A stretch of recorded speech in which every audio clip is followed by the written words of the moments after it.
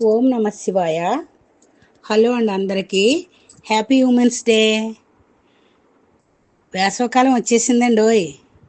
ఒడియాలు పెట్టుకునే సమయం ఆసన్నమైంది. అందుకే ఈరోజు నేను గుమ్మడి ఒడియాలు పెట్టాను. చూద్దాం రండి. నేనైతే అండి 5 కేజీలు ఉంది గుమ్మడికాయ తీసుకున్నాను.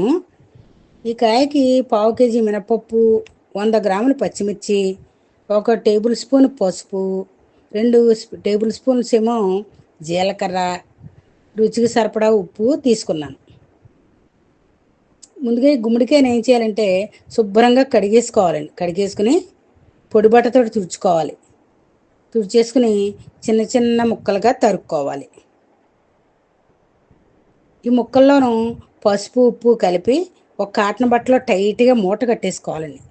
ఆ మూట ఏమో ఒక పీట మీద పెట్టి దాని మీద ఒక బరువైన రుబ్బురోలు పత్రం కానీ బరువైనది ఏదైనా సరే, తిరగలి రాయలాడితే కానీ ఏదైనా పెట్టుకోవచ్చు. నేనైతే నీళ్ళ బకెట్ పెట్టాను. ఇలా ఒక రోజు రాత్రి అంతా ఉంచితే మొక్కల్లో నీరంతా కూడా ఓడిపోతుందండి. తరువాత మర్నాడు ఒక పావు కేజీ మినపప్పు రాత్రి అంతా నానబెట్టేసుకుని ఉదయాన్నే ఆ పప్పు మెత్తగా ఉండాలి, గట్టిగా ఉండాలి. నీళ్ళు ఎక్కువ పోసుకోకుండా గట్టిగా గారెల పిండిలా గట్టిగా రుబ్బుకోవాలి. గ్రైండ్ చేసుకోవాలి. అయితే పచ్చిమిర్చి తీసుకున్నాం కదా, 100 గ్రాములు పచ్చిమిర్చి, దాన్ని కచ్చాపచ్చాగాను మిక్సీ చేసి పట్టేసుకోవాలి. గుమ్మడికాయ ముక్కలన్నీ కూడాను నీళ్ళు వాడిపోయిన ముక్కలు ఉన్నాయి కదండి, ఇవన్నీ ఓ పళ్ళెంలోకి తీసుకొని అందులో గ్రైండ్ చేసిన మినపరుబ్బు, పచ్చిమిర్చి పేస్టు, 1 స్పూన్ జీలకర్ర, తగినంత ఉప్పు కలిపేసుకుని శుభ్రంగా మొత్తం అంతా ముక్కలకు పట్టించేయాలి. పట్టించిన తర్వాత మంచి ఎండలోనూ తడిబట్ట మీద కానీ లేదా ప్లాస్టిక్ కవర్ మీద కానీ చిన్న చిన్న ఉండలుగా చేసుకుని ఒడియాలు పెట్టుకోవాలండి.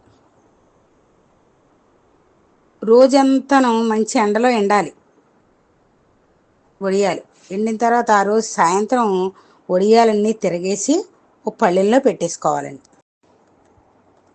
పళ్ళెంలో పెట్టుకున్నాక ఆ పళ్ళెంతో పాటు ఒడియాల్ని 2-3 రోజులు బాగా ఎండబెట్టుకోవాలండి. బాగా ఎండబెట్టడం వల్ల ఒడియాలు సంవత్సరం అంతా కూడా నిల్వ ఉంటాయి.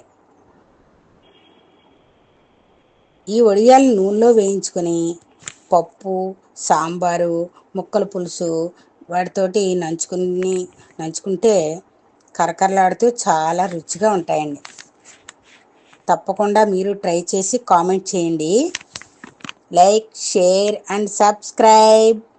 Happy women's day.